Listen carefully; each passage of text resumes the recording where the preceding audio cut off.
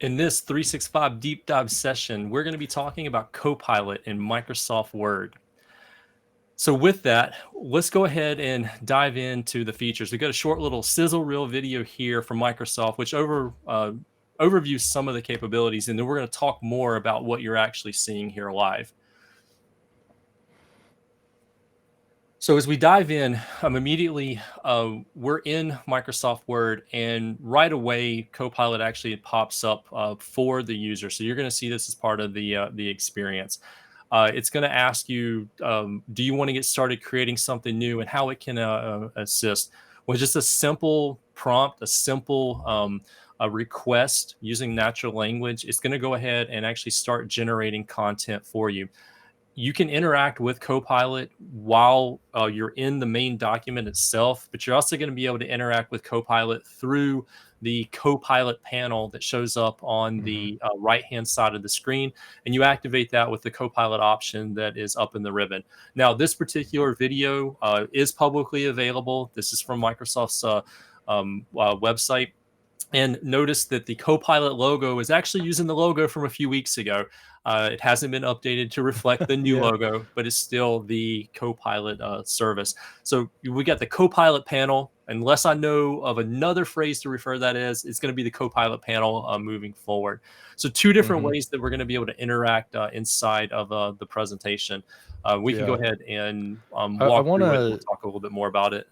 I wanna roll back a little bit and point out that this is something that you're gonna do a lot in Copilot for Word and PowerPoint for that matter, and chat, is referencing files and people and meetings and things like that.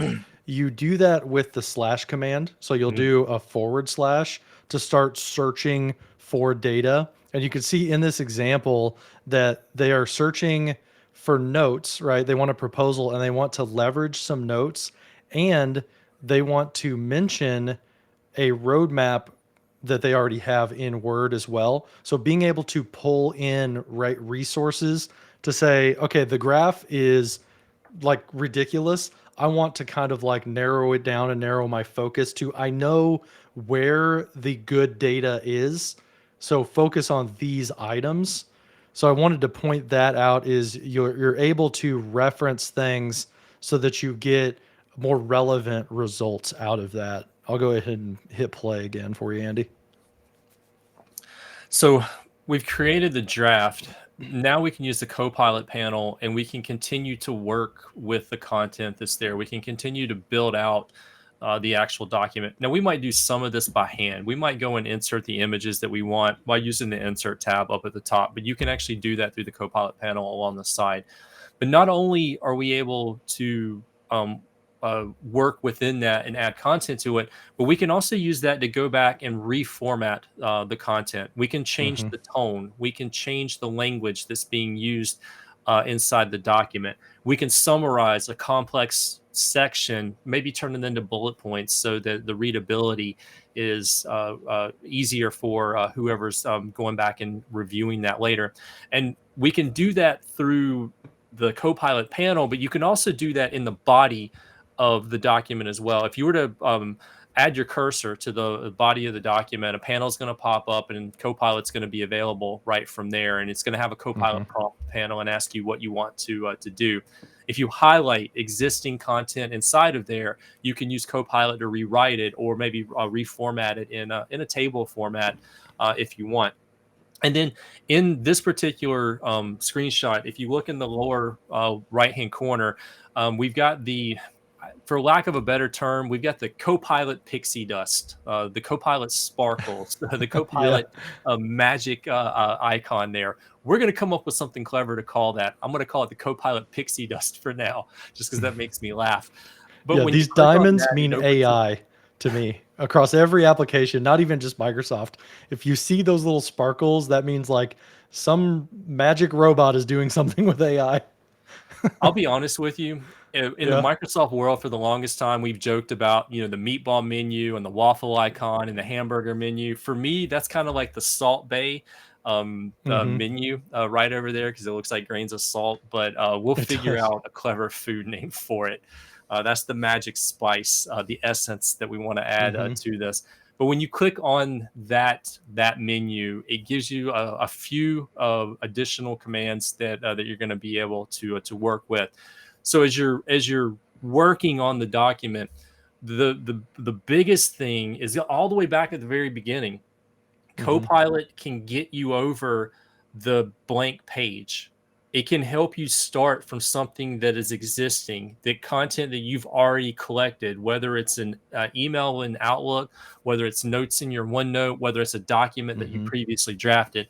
And the last thing I want to point out about that is that the content needs to be in the Microsoft ecosystem. It needs to be in OneDrive, Teams, SharePoint, and Outlook in order for Copilot to be able to go back and find it. And then you've got a starting point where you can draw inspiration and then massage it, and through the Copilot panel and even in the body of the document, be able to work with it. Yeah, so Daryl has a question here that's, wait a second, is the panel going to pop up every time I put my cursor next to text? To answer that, that is not going to happen. So it's not going to be constantly like coming out and going away, coming out and going away. No, what he means is when you put your cursor like over here, next to it in that white space, you're going to see a Copilot icon right there that you can click on, and it will open up like an intelligent thing where if you had text selected, the little Copilot icon in the left-hand side is going to say, do you want to summarize? Do you want to rewrite this? It's going to give you like that type of thing. If you put it in empty space, then when you click on the Copilot icon, it's going to ask you what you want to draft content in that white space. So it's not going to, be like constantly coming up and moving your view around. It's a little like kind of like a little helper in the side. Now that's for the side panel. In the body, like if you go back to the beginning of the document, the beginning of the video there, yeah, that thing right there, if you click into like outside of a paragraph and you click into the white space of the body itself, that does tend to pop up when the cursor engages with the document. So this thing right here, you'll see it when the document first opens up, and then if you go into the white space between like the pricing paragraph and then the topic down below it, it does pop up there as well. Yeah. You see, like at the bottom, that's one other thing to point out. Can you go back to that part where it said keep it? Yeah, so right there. Once it generates something, you have the option to keep it. They've even updated this a little bit to adjust it, to regenerate. And what I'm seeing now is it actually gives you a couple of different drafts to review. So if you've got like a small paragraph, it'll give you 2 or 3 different versions of that for you to kind of pick and choose what you want. Yeah. And full disclaimer, you should pay attention to the actual content that's there and check it for accuracy. They will put that all over the product. You'll see it everywhere, but you need to verify that the content is actually what you're looking for, and it's being generated with the message that you're actually trying to send there. So don't just depend on it. Make sure you fact check it. Okay, so let's look at the slides that we have about this here. So to recap that a little bit, you can draft content, you can adjust or kind of augment your content to make it a little bit better, or kind of, massage it a little bit. Like, I don't want this, I want it in a different format, like bullet points or a table or something like that. You can create that way. And then where's some other pictures here? So this shows summarizing the content, and now this is, so this must be a more up-to-date. You got the new icon right there. But yeah, if you open up a document that's already been created, you can just consume it as you normally would. Or if you invoke that Copilot pane on the right-hand side, then you can ask it to summarize. And this summarization is like one of those pre-provided prompts for you. You'll see it up here at the top as a suggestion, or if you click the sparkle down at the bottom, one of those like recommended prompts will tell you, hey, do you want to summarize this? You click summarize and it starts giving you those main ideas. It formats it nicely in some bullet points. It's kind of easy to skim. You also can give it more detail if you say summarize this document and give me the top 10 things or the top 5 things. You can give it a little bit more coaching. That's called prompt engineering, where you can tell it what format you want, how much of it you want, things like that. Something that I'm kind of honing in on, like my own little analogy of what prompt engineering is like for me. And I like to describe prompt engineering like this. I have 3 kids at home, 3 small children. If I tell them to unload the dishwasher and I just say that, they're going to do who knows what with the dishes, right? They're going to just pull out the dishes and leave them on the counter for all I know, or leave them on the floor. So what I've got to do is say, please unload the dishwasher and put the plates in the cabinet above the sink. Put the silverware in the silverware drawer. I need you to separate the silverware by forks, spoons, and knives. You got to give that level of detail sometimes when you're talking to generative AI. You want to tell it exactly what you want to do, and don't assume that it can just infer what you want based off of a short, like, summarize this. Chances are you're going to get a better output if you give it a more clear definition of what you want. So summarize this document could be a little bit dangerous because you might want something a little bit different. Keep in mind you can add that to your prompt as well. So along those lines, Microsoft does have some publicly available information around some of the prompting Yeah. guidelines. And the 4 main things that they're recommending is you give it a goal. What do you expect from Copilot? You provide a little bit of Hmm. context. You give it a source. What should it pull from? And then you set the expectations.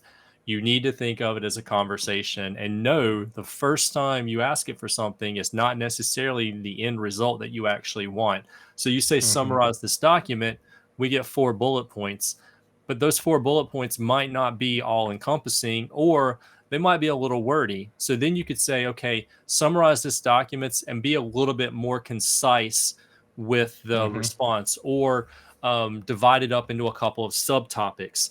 And Yeah. you're going to be conversing against it to get those responses back. Yeah. I want to share this a little bit. We'll put this in the chat. But at Work Lab, they had the art and science of working with AI. This is what Andy was talking about. Is this kind of like anatomy of a prompt? Start with the end in mind, then moving on, set the stage, give it that context that you're looking for. That could be referencing a file or something like that, or referencing a person. Then define the parameters, tell it, like, what samples, or use this for inspiration, stuff like that. And then tailor how you want it to be. I want this as a table, I want this as bullet points with headers, things like that. So this can really help you kind of like generate those good responses, or those good prompts. I'll put that in the chat for you guys. Yes, Work Lab rocks. I love the Work Lab. Definitely subscribe to that podcast and the RSS for that, because they have some gold in those posts.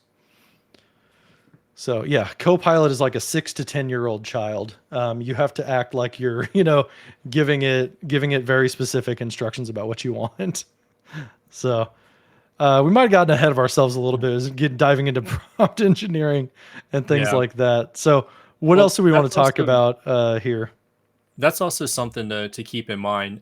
There are Hmm. guardrails against that you need to stay within. Rather, there are guardrails you need to stay within. Hmm. You can try to do the type of prompt engineering that you see people doing on social media. It's not going to work necessarily here in the Microsoft Copilot world. There are things that Hmm. it can do and can't do. We'll show you the service description in just a moment. But what you see here are some core capabilities. Help me to get started, create something from something that's already existing, consolidate a few Hmm. things, merge them together, give me something to work with from there. Summarize this document, summarize with bullet points, make more concise, rewrite this section, make it more readable. Those are the things that it does really well. And those are the things that it excels at today. And it's a service that's very much in its infancy and it's going to grow. So if you approach it like that, If you approach it like you're talking to a 6-year-old and you set those expectations, then you're going to have a lot of success in working with it. Yeah. So here is the service description from Microsoft Learn or learn.microsoft.com. And we'll put the link for this in the chat too. But you're able to write and summarize, get draft content. Remember, it can be usefully wrong. So, you need to verify for accuracy, things like that. It can add context, so it can rewrite things, it can expand upon ideas, summarize documents for you, stuff like that. It can understand the tone of it if it's more casual, more professional, something like that. And then you can kind of like play devil's advocate with it a little bit, and say, "Oh, what am I missing here?" Or give me a contrarian's perspective on what this document is talking about. You can kind of like role play with it a little bit as well, which is pretty cool. Okay. Copilot in Excel.